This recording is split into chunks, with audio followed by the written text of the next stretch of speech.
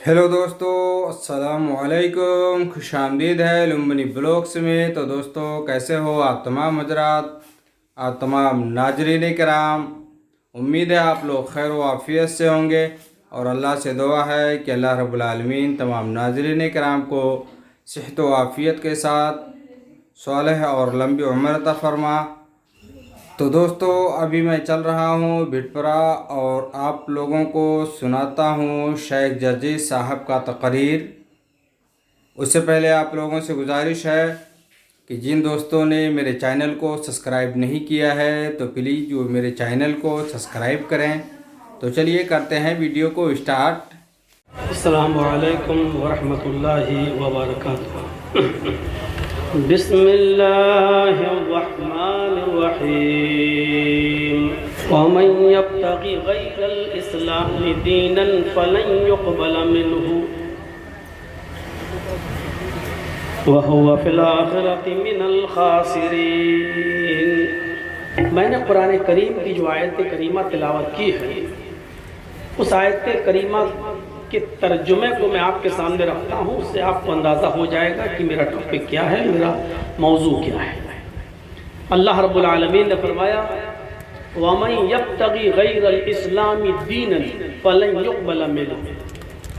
जो इस्लाम को छोड़कर कोई दूसरा दीन तलाश करेगा वो कबूल नहीं किया जाएगा और आखिरत में वो खसारा उठाने वालों में से हो जाएगा। मैं मुसलमान हूँ इसलिए इस्लाम की तारीफ कर रहा हूँ, ऐसी बात नहीं है। मैं इसलिए ये बोल रहा हूँ क्योंकि कुरान पर हमारा ईमान है और कुरान की आयत है, इसलिए हमें तारीफ करना पड़ रही है, ऐसी बात नहीं है। बात दरअसल ये है कि कोई भी शख्स अगर इसको ये सोच कर सुनेगा कि मौलाना साहब इस्लाम की तारीफ कर रहे हैं, बकिया दूसरे मज़ाहिब का खंडन कर रहे हैं, तो कभी भी वो दुरुस्त बात को ना सुन पाएगा ना समझ पाएगा।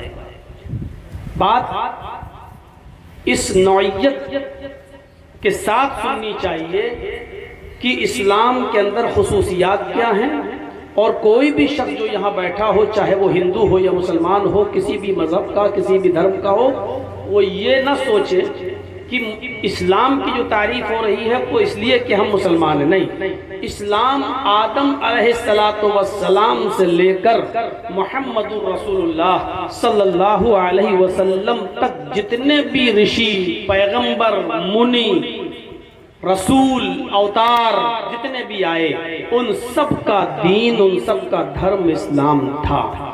इस्लाम अरबी ज़बान में अगर आप सुन रहे हैं तो आपको अजीब सा लग सकता है, लेकिन जब आप अपनी मादरी ज़बान में जब इसका आप तर्जमा करेंगे तो आप समझ जाएंगे कि इस्लाम हमारा भी मज़हब है। जैसे हमको अपने मज़हब को सनातन कहने में कोई एतराज़ नहीं है, क्योंकि सनातन का माना ही होता है शांति वाला, सनातन का माना ही होता है सत्य की तरफ अग्रसर करने वाला, सनातन का माना ही होता है जिसके अंदर अमन हो, सुकून हो, शांति हो।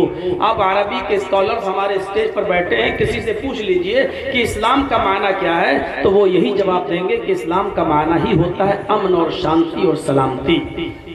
तो हम जब इस नौइयत से और इस हिसाब से जब सुनते हैं तो हम समझ लेते हैं कि इस्लाम को हम अरबी में कहते हैं तो इस्लाम है, उसी को अगर हम संस्कृत में ट्रांसलेट कर दें तो वही सनातन है। बस फर्क इतना है कि हम थोड़ा सा अपना दिल बड़ा करें, हम अपना थोड़ा सा कुशादा कल्बी का सबूत दें, अपने दिल को चौड़ा करें और सुनने की क्षमता अपने अंदर रखें, तो हमें बहुत से जो पर्दे हैं जिस पर धूल छा गई है वो छट जाएगी। वमन यब्तगि गैरल इस्लामी दीनन फलन युक़बल मिन्हु। जो इस्लाम को छोड़कर कोई दूसरा दीन तलाश करेगा वो कबूल नहीं होगा।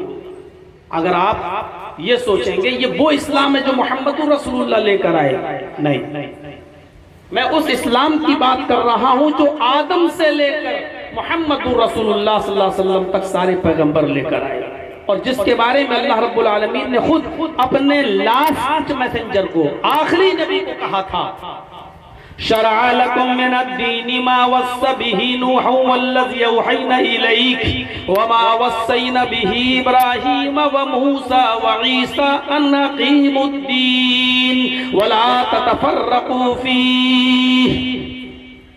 ऐ मोहम्मद सल्लल्लाहु अलैहि वसल्लम, हमने आपके लिए जिस दीन को नाफिज किया है, आपसे पहले यही दीन हमने नूह अलैहिस्सलातु वस्सलाम पर भी नाफिज किया था। यही दीन हमने नूह को देकर भेजा था। इसी दीन की वसीयत हमने नूह अलैहिस्सलाम को भी की थी। शरअ लकुम मिनद्दीनि मा वस्सा बिही नूहन, इसी दीन का निफाज नूह अलैहिस्सलातु वस्सलाम ने भी किया था। वल्लज़ी औहैना इलैक, जिसकी वही हमने आपको कर दी, जिसका पैगाम हमने आपको दे दिया, जिसकी शुभ सूचना हमने आपको दे दी। और नूह अलैहिस्सलातु वस्सलाम के बाद जितने भी पैगंबर इस दुनिया में आए, जितने भी अवतार, ऋषि, मुनि, मैसेंजर्स इस दुनिया में आए, हमने उनको भी यही दीन देकर भेजा। वमा वस्सैना बिही इब्राहीम व मूसा व ईसा अन अक़ीमुद्दीन। नूह के बाद इब्राहीम, इब्राहीम के बाद मूसा, मूसा के बाद ईसा, सबके ऊपर हमने इसी दीन को नाफिज किया था। आप कोई नया दीन लेकर नहीं जा रहे हैं, आपको कोई मैंने नया दीन देकर नहीं भेजा, आपको कोई नया पैगाम देकर हमने नहीं भेजा। आपसे पहले यही दीन नूह को दिया था, यही दीन आपसे पहले इब्राहीम को दिया था, आपसे पहले मूसा को दिया था और ईसा को दिया था। मेरे भाइयों, क्लियर कर दिया। नूह, जिनको आप मनु के नाम से जानते हैं और जिनकी मनुस्मृति अगर आप पढ़ लें तो आप ताज्जुब करेंगे कि मनु का पुत्र जिस तरीके से जल पलायन में डूबकर मरा था, हमारे यहाँ नूह अलैहिस्सलातु वस्सलाम का बेटा कनान पानी में डूबकर किस तरीके से मरा था। जिस तरीके से आपके यहाँ मनु ने बहुत लंबी चौड़ी नाव और कश्ती बनाई थी मनुस्मृति के आधार पर, उसी तरीके से हमारे यहाँ कुरान के मुताबिक नूह अलैहिस्सलाम ने भी एक बहुत बड़ी नाव बनाई थी। जिस तरीके से मनु अपने साथियों को लेकर उस नाव में सवार हो गए थे, उसी तरीके से हमारे कुरान के मुताबिक नूह अलैहिस्सलाम भी अपने साथियों को लेकर उस पर सवार हुए थे। जिस तरीके से धरती से भी पानी निकला और आकाश से भी पानी आया, कुरान के आधार पर भी जमीन में पानी फेंका और आसमान से भी पानी गिरा। आपके मनुस्मृति के आधार पर मनु का पुत्र पर्वत पे चढ़ गया, हमारे कुरान के मुताबिक नूह अलैहिस्सलाम का बेटा कनान पहाड़ पे चढ़ गया। मनु ने अपने पुत्र को अपनी कश्ती में आने के लिए कहा और कहा कि तुम हमारे मार्ग को स्वीकार कर लो। मनुस्मृति के आधार पर मनु के पुत्र ने मनु की बात न मानी और डूब के मर गया। हमारे कुरान के मुताबिक नूह अलैहिस्सलाम के बेटे ने नूह की बात नहीं मानी और बिलाकर वो उसी पानी में गर्क होकर मर गया, डूब के मर गया। तो आप जिसको मनु कहते हैं, हम उसी को नूह कहते हैं। और हमारा कुरान ये कह रहा है कि मोहम्मद सल्लल्लाहु अलैहि वसल्लम, आपसे पहले ये दीन हमने नूह को दिया था। और मुझे इस स्टेज पर इन उलमा की मौजूदगी में ये कहने में जरा भी झिझक नहीं होती है कि हम ये कह सकते हैं कि आए मोहम्मद सल्लल्लाहु अलैहि वसल्लम, ये दीन वही है जो आपसे पहले मनु लेकर आए, जो आपसे पहले इब्राहिम लेकर आए, जो आपसे पहले मोसेस को और जीसस को दिया गया था। आपको मैं वही दीन देकर भेज रहा हूँ, आपको मैंने कोई नया दीन देकर नहीं भेजा है। इब्राहिम को ब्राह्म के नाम से याद किया गया है वेदों में, मूसा को मूसा और बाइबल में मोसेस के नाम से याद किया गया है, और ईसा को बाइबल में जीसस और वेदों में यीशु के नाम से याद किया गया है और कहा गया है। तो ये दीन सबका था, ये धर्म सबका था। अब कोई भी मीडिया वाला या कोई भी आदमी यहाँ वैसा बैठा हो जो दूसरे धर्म से ताल्लुक रखता हो, अब वो इस जहन को बना ले कि हमने ये बात इस्लाम की तारीफ इसलिए की है कि ये आदम से लेकर मोहम्मदुर रसूलुल्लाह तक जितने भी प्रॉफिट आए ये सबका दीन है, आपका भी दीन है, हमारा भी दीन है। ये अलग बात है कि जो नबी, जो पैगंबर, जो ऋषि इस दीन को अपने जमाने में लेके आया, उस नबी के इस दुनिया से जाने के बाद उनकी कौम ने, उस जाति के लोगों ने उसके अंदर बहुत सी गड़बड़ियां पैदा कर दी। उस ऋषि पैगंबर के जाने के बाद, उस अवतार के जाने के बाद बहुत सी चीजों में आमेजिश कर दी। बहुदेववादियत के अंदर एक ईश्वरवाद के अंदर, एक तौहीद के अंदर बहुदेववादियत और बहु पूजा को शामिल कर लिया। एक तौहीद के अंदर एक अल्लाह की इबादत के अलावा उन्होंने बहुत से देवी देवताओं की और बहुत से माबूदों की इबादत करना शुरू कर दी। और यही से बिगाड़ पैदा होता है। एक ईश्वरवाद की सही शक्ल पेश करने के लिए, तौहीद की सही शक्ल पेश करने के लिए सबसे लास्ट में, सबसे आखिर में अल्लाह तबारक व तआला ने मुहम्मदुर रसूलुल्लाह को आपके वेदों के मुताबिक महामद को, महमिद को, अहमद को, अहमिद को, मोहन मदन को, नराशन को, कल की अवतार को, अंत में आखिरी नबी की हैसियत से इस दुनिया में भेजा। और भेजने के बाद कह दिया अल-यौमा अकमलतु लकुम दीनकुम व अतममतु अलैकुम निअमती। ऐ मोहम्मद सल्लल्लाहु अलैहि वसल्लम, आज मैंने तुम्हारे लिए तुम्हारे दीन को मुकम्मल कर दिया। आदम से लेकर ईसा तक, यीशु तक, जीसस तक जितने भी नबी जो पैगंबर थे, जो दीन लेकर आए थे, मैंने उसकी पूरी की पूरी तकमील आज कर दी, उस दीन को मुकम्मल आज कर दिया। अब आज के बाद इस दीन के अंदर न तो किसी चीज की कोई कमी की जा सकती है, न किसी चीज को घटाया जा सकता है, न किसी चीज को बढ़ाया जा सकता है। वो अतममतु अलैकुम निअमती, हमने अपनी नेमतों का इत्माम कर दिया।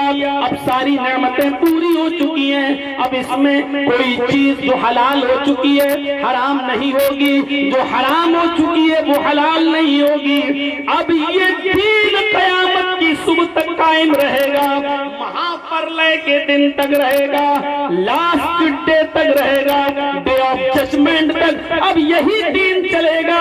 ये दीन मुहम्मदुर रसूलुल्लाह का नहीं है। कोई भी अन्य धर्म का मानने वाला इसको मोहम्मद का दीन न समझे।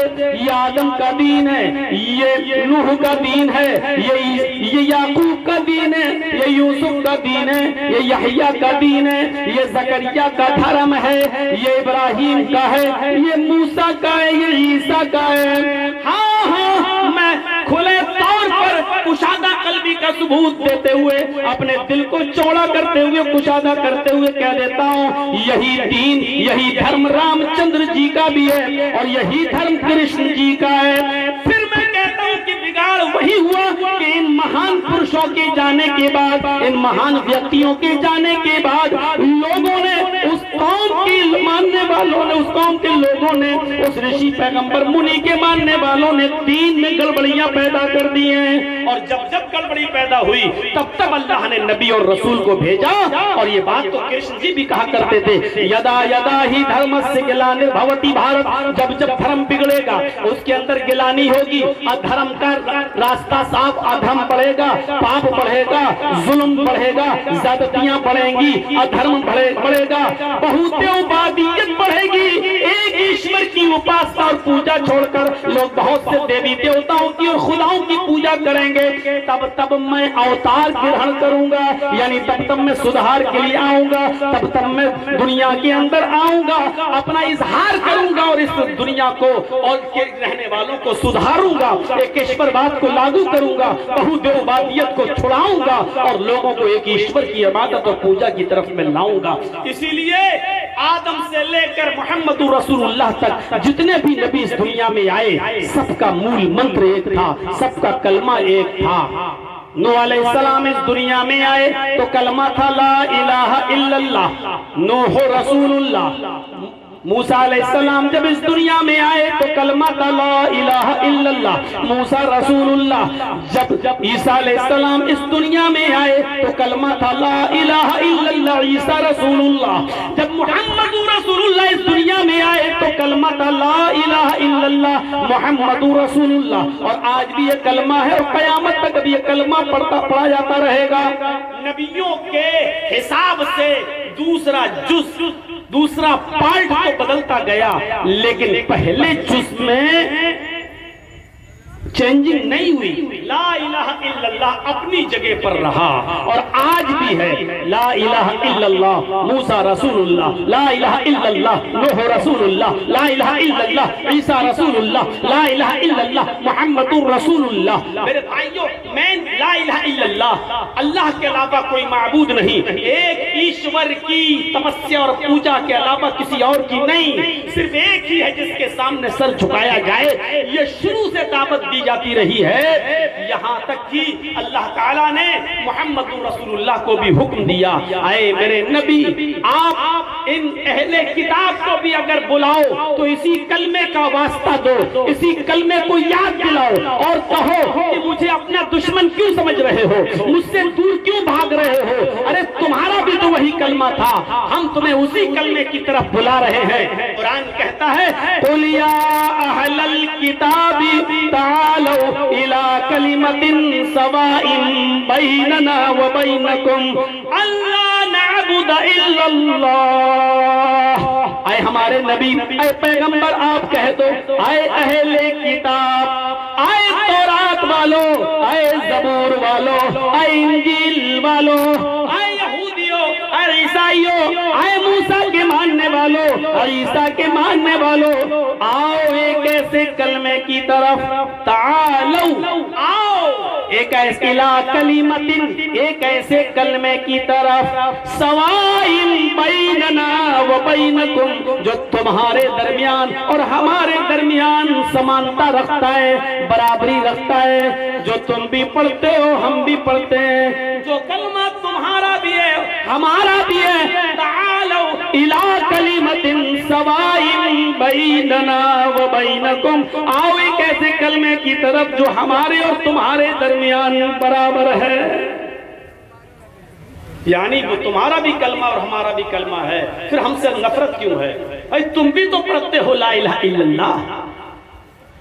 अब अरबी में ला इलाहा इल्लल्लाह सुनने के बाद अचंबा, आश्चर्य होता है, नहीं था ये कैसे कलमा हो सकता है? ये कलमा है, शक्ल बदल सकती है। तौरात आप पढ़े तो तौरात में, यानी जिसको आज ओल्ड टेस्टामेंट कहा जा रहा है, उसमें भी यही लिखा है। ये अलग बात है कि इंग्लिश में उसमें ये लिखा हुआ है, गॉड इज ओनली वन, अल्लाह सिर्फ एक है, ला इलाहा इल्लल्लाह। हमारे यहाँ उसकी वजह ये कोई है ही नहीं, सिर्फ अल्लाह। बाइबल जब आप पढ़ेंगे तो उसमें दियर लग जाता है, दियर इज नो गॉड, और आगे थोड़ा सा बढ़ा दिया जाता है, but God is only one. चीज वही है। तौरात ओल्ड टेस्टामेंट पढ़ेंगे तो लिखा God is only one. New testament जिसको हम इंजील कहते हैं, जब इंजील पढ़ते हैं तो उसमें लिखा है देयर इज नो गॉड, कोई खुदा नहीं है, फिर लिखा but God is only one, अल्लाह है। थोड़ा सा और आगे बढ़ेंगे तो उसमें लिखा है he has no father and he has no mother, no brother, no sister, न उसका कोई बाप है, न माँ है, न भाई है, न बहन है।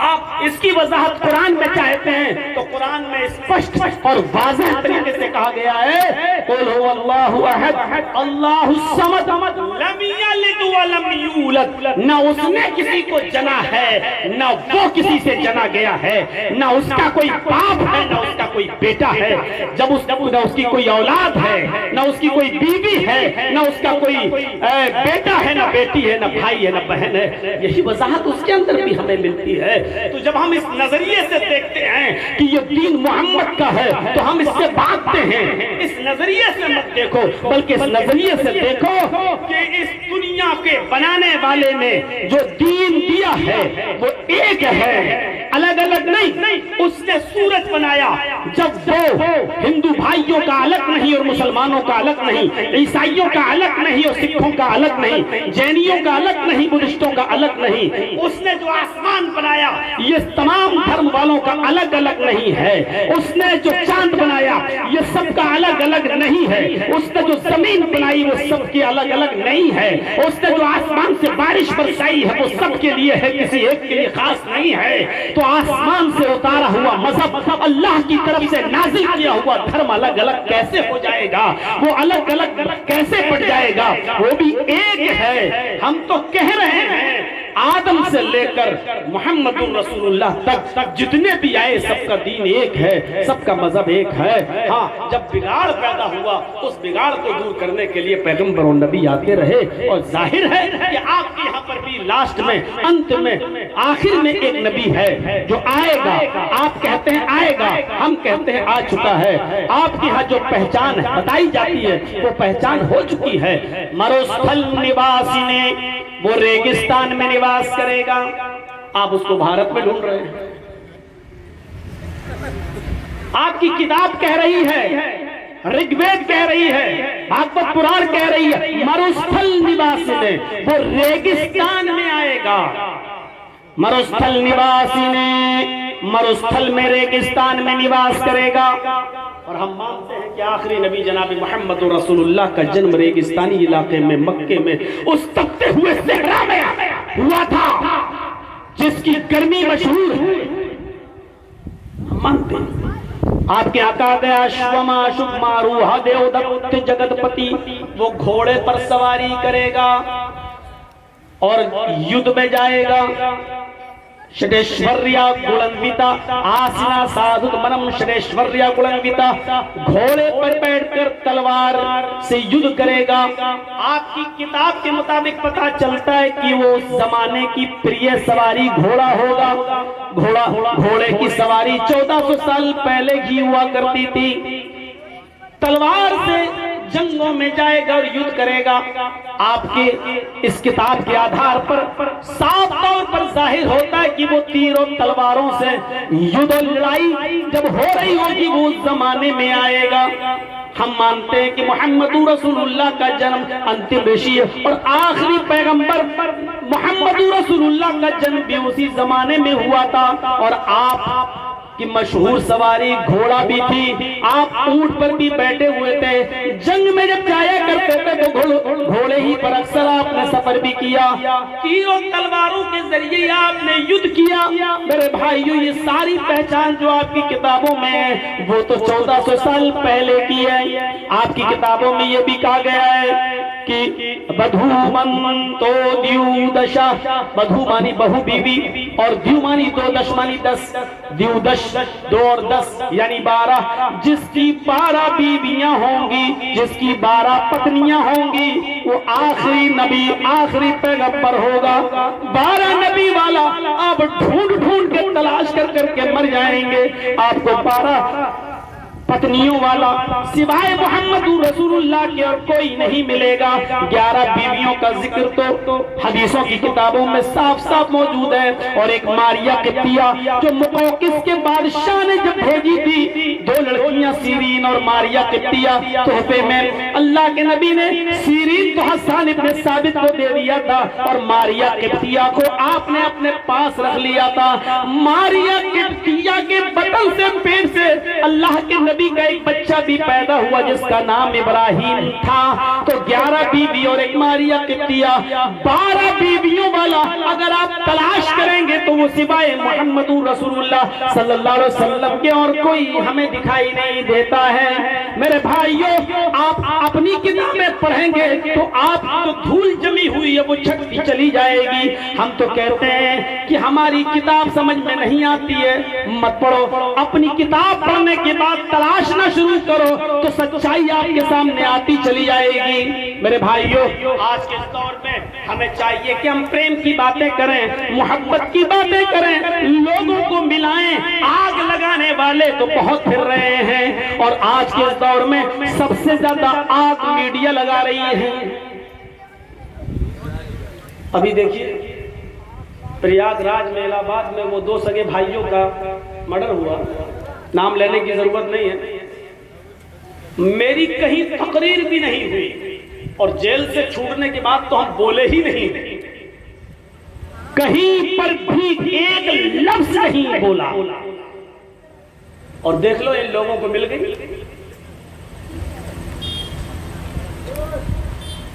तकरीर में कोई लफ्ज ही नहीं, लेकिन फिर भी दिखा रहा है मीडिया में एक पालतू कुत्ता, किसी की डाली हुई हड्डियों पे पल्ला वाला, फिर भी डाल रहा है। ये भड़काऊ भाईजान तो 2 कदम आगे निकले।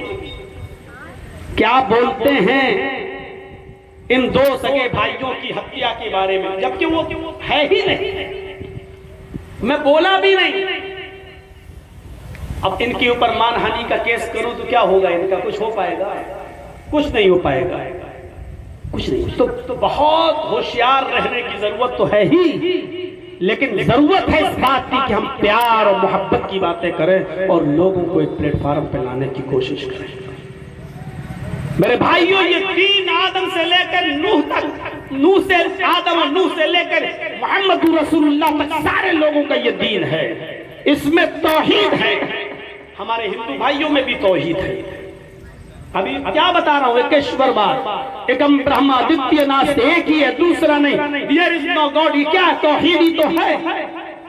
बल्कि ऋग्वेद अगर आप पढ़ेंगे तो आप ताज्जुब करेंगे, ऐसा भी बयान हो सकता है। ऋग्वेद में लिखा है जिस तरह प्रेम करने वाली पत्नी का एक ही पति होता है, उसी तरह सच्चे भक्त का एक ही ईश्वर होता है। ऋग्वेद पढ़ेंगे तो आप आश्चर्य करेंगे। इसके आगे लिखा हुआ है बहुत से मर्दों से संबंध रखने वाली वेश्या कहलाती है। ऋग्वेद कहती है एक ईश्वर को छोड़कर बहुत से लोगों के सामने मस्तिष्क को टेकने वाला, माथा झुकाने वाला वेश्या समान होता है। ये ऋग्वेद। अब तौहीद देख लीजिए क्या, प्रेम करने वाली पत्नी का एक ही पति होता है, उसी तरह सच्चे भक्त का एक ही ईश्वर होता है। बहुत से मर्दों से संबंध रखने वाली, बहुत से पुरुषों से संबंध रखने वाली वेश्या कहलाती है। उसी तरह बहुत से लोगों के सामने अपना माथा टेकने वाला वेश्या समान कहलाता है, वेश्या समान होता है। क्या रह गया है? इस तौहीद को जरा देखिए। और आज हम और हमारे मुसलमान भाई भी अपना माथा पटके और गौर करें। वला तदउ मिन दूनिल्लाहि मा ला यनफउक वला यज़ुरुक फ़इन फ़अलता फ़इन्नका इज़म मिनज़ ज़ालिमीन। अल्लाह को छोड़कर तुम जिनको पुकार रहे हो वो तुम्हें न नफा दे सकते हैं न नुकसान पहुंचा सकते हैं। फ़इन फ़अलता फ़इन्नका इज़म मिनज़ ज़ालिमीन। अल्लाह को छोड़कर अगर तुमने दूसरों को पुकारा तो जालिम कहलाए जाओगे। फ़इज़म मिनज़ ज़ालिमीन, तुम्हारा शुमार जालिमों में होगा। वल्लज़ीना तदऊन मिन दूनिही मा यमलिकून मिन क़ित्मीर। अल्लाह को छोड़कर तुम जिसको भी पुकार रहे हो ये खजूर की गुठली के छिलके के भी मालिक नहीं है। मा यमलिकून मिन क़ित्मीर, खजूर खाकर गुठली, और गुठली को भी आप ऐसे अगर नाखून से हल्का सा कुरेदेंगे तो हल्का सा पर छिलका निकलेगा गुठली के ऊपर से भी। अल्लाह कहता है अल्लाह को छोड़कर तुम जिनको पुकार रहे हो ये उस खजूर की गुठली के छिलके, उसके पर के भी मालिक नहीं है। इन तदऊहुम ला यस्मऊ दुआअकुम, अगर तुम इनको पुकारो तो वो तुम्हारी पुकार को सुन भी नहीं सकते। वलौ समिऊ मस्तजाबू लकुम, और अगर सुन लें तो जवाब नहीं दे सकते। व यौमल क़यामत यकफुरून बिशिरकिकुम, क़यामत के दिन तुम्हारे तुम्हारे शिर्क से बेजार हो जाएंगे, इनकार कर देंगे। अल्लाह कहेगा अच्छा तूने कहा था ये 18 मीटर की चादर लेके आना मेरे पास, इधर कयामत के दिन वो कह देंगे अल्लाह मैंने तो इनसे ये कहा ही नहीं था, ये तो खुद जिम्मेदार हैं, मैं तो मना करके आया था, अल्लाह मैंने नहीं कहा था। यौमल क़यामत यकफुरून बिशिरकिकुम, क़यामत के दिन ये तुम्हारे शिर्क से बेजार हो जाएंगे, इनकार कर देंगे और कहेंगे कि अल्लाह हमने कब कहा था, हमने कब बुलाया था इनको अपने पास, हमने कब कहा था कि मेरे पास आना चढ़ावे लेकर, मेरे पास आना मन्नतें मांगने, हमने कब कहा था। इनकार कर देंगे वो क़यामत के दिन। लो जिस पे तकिया था वही पत्ते हवा दे दे रहे, जिन पे आसरा था वही तुम्हारा इनकार कर देंगे क़यामत के दिन। ये तौहीद दूसरे मजहब के अंदर है, हमारे मजहब में भी है, ईसाइयों में तौहीद, और हमारे यहूदी भाई तौरात अगर आप पढ़ेंगे तो शर्मिंदा हो जाएंगे। बस हल्का सा पूरा वाकया हमारे YouTube पे चले जाइएगा, वहां आपको मिल जाएगा, YouTube पर ढूंढिएगा। सिर्फ इतनी सी बात कि तौरात के हवाले से मूसा अलैहिस्सलाम बुजुर्ग को जंगल में प्यासा देखते हैं तो कहते हैं कि बुजुर्ग से तुम प्यासे हो, कहा कि भूखा भी हूँ प्यासा भी हूँ, खाना तो कोई ना कोई दे जाता है, आ जाता है, लेकिन पानी 3-4 दिन से नहीं आया है, तो मैं कहीं पानी मिल जाए तो जाओ ले आओ। मूसा अलैहिस्सलाम ने पूरा जंगल ढूंढा, पानी नहीं मिला, उसने कहा जंगल से बाहर कहीं मिल जाए तो ले आओ। मूसा जंगल से बाहर गए, पानी मिल गया, लेकर आए। जैसे ही पानी का प्याला लेकर उस बुजुर्ग के पास पहुंचे, उस बुजुर्ग की रूह कब से उनसुरी से परवास कर गई, वो बुजुर्ग इंतकाल कर गया। मूसा अलैहिस्सलाम उसको सहारा दे रहे हैं, लेकिन उसकी रूह नहीं है, निकल चुकी है, वो डेथ कर गया। मूसा अलैहिस्सलाम ने देखा उसकी दिल की धड़कनें बंद, उसकी सांसें बंद। मूसा अलैहिस्सलाम ने बुजुर्ग को जमीन पर लिटाया, खड़े हुए। तौरात कहती है, ओल्ड टेस्टामेंट, पानी का गिलास उठाकर पटक दिया, फेंक दिया और कहा अल्लाह ये तेरा कैसा इंसाफ है, एक बुजुर्ग ने जिंदगी भर तेरी इबादत करके जंगल में पूरी जिंदगी गुजार दी, तुझे सजदा करता रहा, और आज तूने उसको 2 घूंट पानी पीने का भी मौका नहीं दिया, ये तेरा कैसा इंसाफ है। आवाज आती है गैब से, मूसा अपनी जबान को लगाम दे और सोच मैंने उसको क्यों मौत के घाट उतारा है। अल्लाह ने, मूसा ने कहा मुझे बता। तौरात कहती है वो कलीमुल्लाह थे, अल्लाह से डायरेक्ट बातें किया करते थे। अल्लाह ने कहा मूसा बता, तू तो उस जंगल में आज गया है, तेरे आने से पहले उसको खाना कौन खिलाता था? कहा अल्लाह तू। पानी कौन पिलाता था? कहा अल्लाह तू। उसकी मदद कौन करता था? कि अल्लाह तू।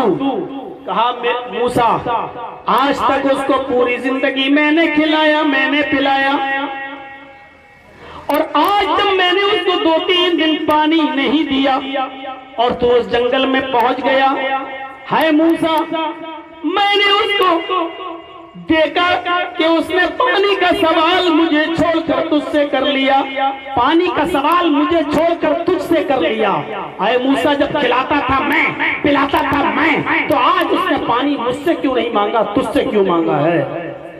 मैंने इसलिए उसको मौत के घाट उतार दिया है ताकि ये मंजर पूरी दुनिया के सामने आए और लोग इसको देख लें कि देखो जब अल्लाह किसी की रूह निकाल लेता है तो किसी नबी के अंदर भी इतनी ताकत नहीं कि वो किसी को 2 घूंट पानी भी पिला सके।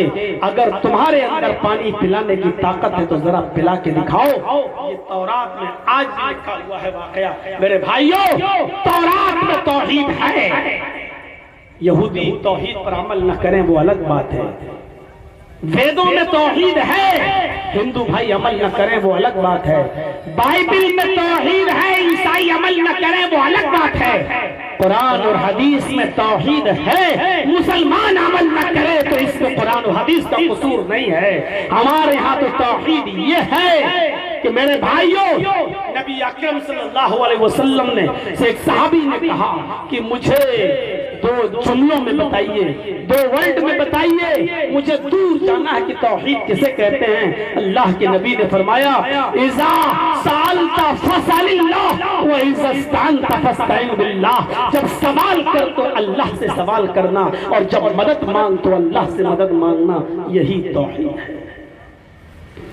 तौहीद वेदों में, तौहीद कुरान में मिलेगी। मेरे भाइयों, आइए, इस्लाम रिसालत का सही तहफ़्फ़ुज़ पेश करता है और देखिए,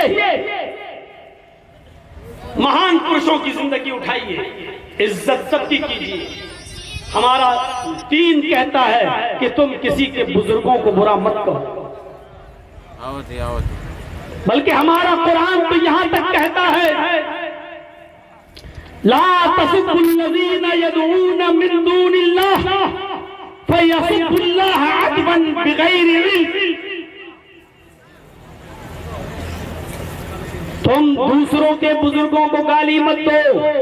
जो लोग अल्लाह को छोड़कर गैरों की इबादत करते हैं, तुम उनको गाली मत दो। अगर तुम गैरों के महान पुरुषों और बुजुर्गों को गाली दोगे तो इसका नतीजा ये निकलेगा, फयसुब्बुल्लाह अदवन, वो तुम्हारे असली रब को गाली देंगे दुश्मनी में, बगैर इल्म के।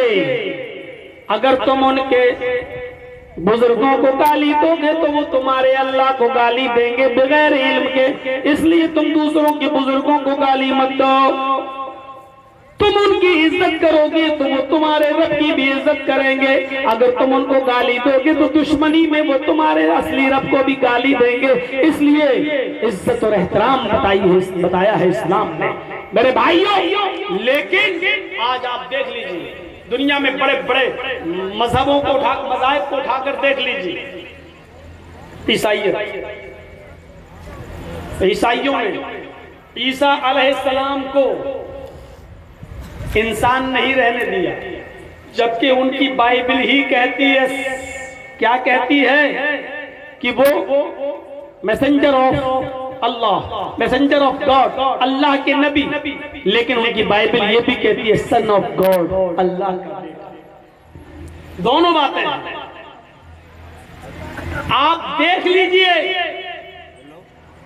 ईसाइयों ने ईसा को इंसानियत से निकाल दिया, अल्लाह का बेटा बना दिया, और ईसाइयों के दूसरे फिरके ने ईसा को, मरियम को और अल्लाह को, तीनों को एक मान लिया। 3/1, 1/3। अल्लाह ही ईसा, अल्लाह ही मरियम, ईसा ही अल्लाह, ईसा ही मरियम, मरियम ही अल्लाह, मरियम ही ईसा। 3 एक और 1 3। ईसाइयों ने ईसा को अलग अलग इंसानियत से निकाल दिया। यहूदियों ने मूसा को भी अल्लाह का बेटा मान लिया। सिखों में चले जाओ, किसी गुरुद्वारे में गुरु नानक की जहां मूर्ति बनी हुई है, वहीं नीचे लिखा है नानक भगवान। उन्होंने गुरु नानक को भी इंसानियत से निकालकर भगवान का दर्जा दे दिया।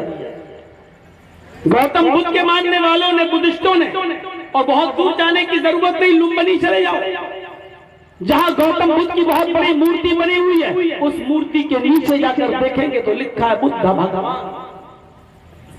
गौतम बुद्ध के मानने वाले बुद्धिस्टों ने गौतम बुद्ध को इंसानियत से निकाल दिया। वो गौतम बुद्ध जिसकी बीवी थी, वो गौतम बुद्ध जिसका बेटा राहुल था, वो गौतम बुद्ध जो अपनी बीवी पत्नी को छोड़कर, अपने बेटे राहुल को छोड़कर जंगलों की खाक छानने के लिए चले गए और सत्य की तलाश में, खोज में निकल गए, जिन्होंने पेड़ों के पत्ते और लकड़ियां चबा चबा कर जिंदगी गुजारी सत्य की तलाश में। वो इंसान थे इसलिए कि उनकी बीवी थी, वो इंसान थे इसलिए कि उनका बेटा था, लेकिन सत्य की खोज में अपनी बीवी को और अपने बेटे राहुल को छोड़कर जंगलों की खाक छानने के लिए चले गए और सत्य की तलाश में लोगों ने उनको भी भगवान का दर्जा दे दिया। हमारे हिंदू भाइयों में आ जाइए, रामचंद्र जी को महान पुरुष और मर्यादा पुरुषोत्तम मानना ठीक था, लेकिन भगवान का दर्जा दे दिया। कृष्ण जी को भी मर्यादा पुरुषोत्तम और महान पुरुष तक मामला ठीक था, लेकिन उनको भी भगवान का दर्जा दे दिया। आप देखिए दुनिया में कोई एक धर्म ऐसा नहीं मिलेगा आपको जिन्होंने अपने यहाँ आने वाले ऋषि मुनि और पैगंबर को भगवान का दर्जा न दिया हो, इंसानियत से न निकाला हो। इस्लाम एक ऐसा मजहब है जिसने बताया अल्लाह की जात क्या है और उसके पैगंबर की हैसियत क्या है। पैगंबर अल्लाह के जिस्म का या रब के जिस्म का कोई अंश नहीं होता है, बल्कि वो बंदों में से कोई मनुष्य, कोई इंसान होता है जिसको वो रसूल बनाता है। क़ुल इन्नमा अना बशरुम मिस्लुकुम, ऐ नबी अनाउंसमेंट कर दो, ऐ नबी कह दो कि मैं तुम्हारी तरह का एक बशर हूँ, ऐ नबी कह दो कि मैं तुम्हारी तरह का एक इंसान हूँ। इन्नमा अना बशरुम मिस्लुकुम, ऐ नबी कह दो कि मैं खाने में, पीने में, चलने में, फिरने में, उठने में, बैठने में, दुख में, खुशी में, गम में, बीमारी में, शादियों ब्याह में मैं तुम्हारी तरह का इंसान हूँ। बशरुम मिस्लुकुम, तुम्हारी तरह का बशर हूँ, मैं भी एक इंसान हूँ, मैं भी। इन्नमा अना बशरुम मिस्लुकुम, तुम खाते हो हम भी खाते, तुम पीते हो हम भी पीते हैं, तुम सोते हो हम भी सोते हैं, तुम्हें शादी की जरूरत पड़ती है, मैंने भी शादी की, तुम्हारे बच्चे हैं, हमारे भी बच्चे हैं, तुम्हें दुख और सुख पहुंचता है, मुझे भी दुख और सुख पहुंचता है। हाँ, क्या नबी को खुशी नहीं पहुंची? हाँ, पहली जंग 313 मुसलमान, 1000 से ज्यादा काफिर का लश्कर, जब ये फतह हुई और जंग जीते तो खुशी हुई, क्यों नहीं होगी?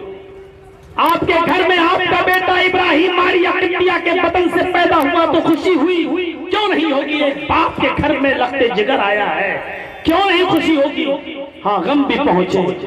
यही बेटा इब्राहिम जब नबी अकरम के हाथों में आखिरी सांस लेता है, खबर मिलती है आपका बेटा बीमार है।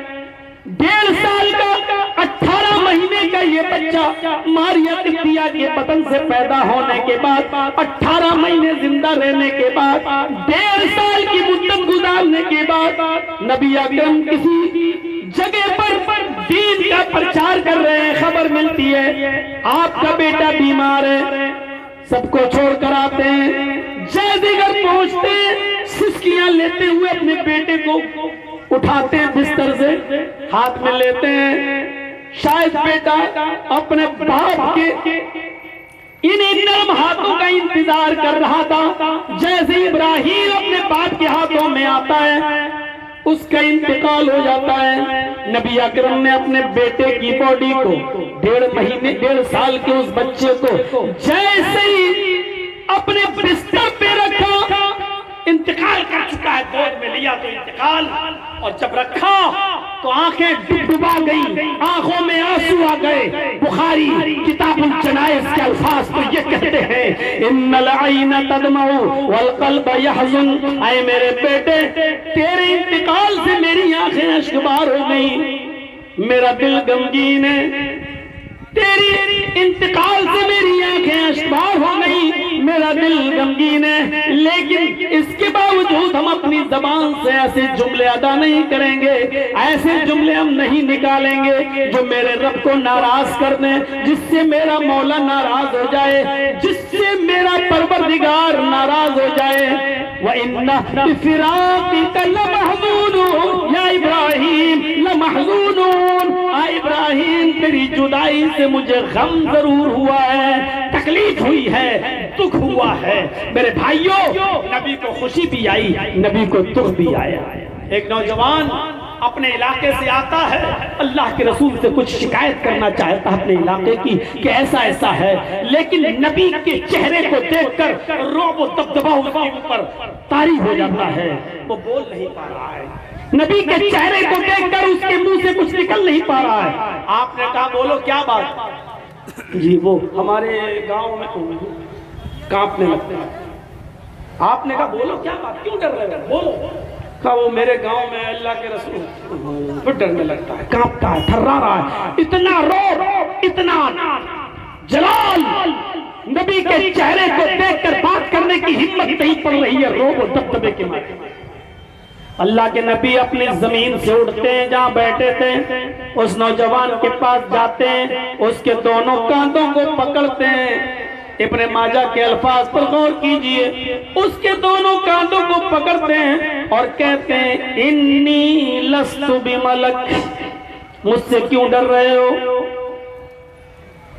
इन्नी लस्तु बिमलिक, मैं बादशाह नहीं हूँ, मैं शहनशाह नहीं हूँ, मैं बादशाह नहीं हूँ, मुझसे क्यों डर रहे हो? आना बुनो इम्रातिन, आना बुनो इम्रातिन ताकुलुल कदीद।